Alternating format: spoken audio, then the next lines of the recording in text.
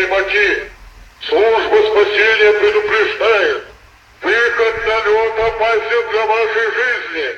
Повторяю, выход на лед опасен для вашей жизни!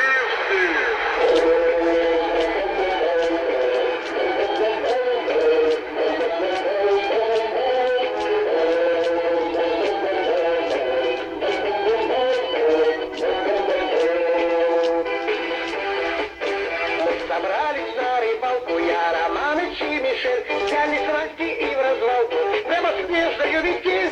Наш был не так уж долг, ветер дул во все бока, никакой метеоролог не удел.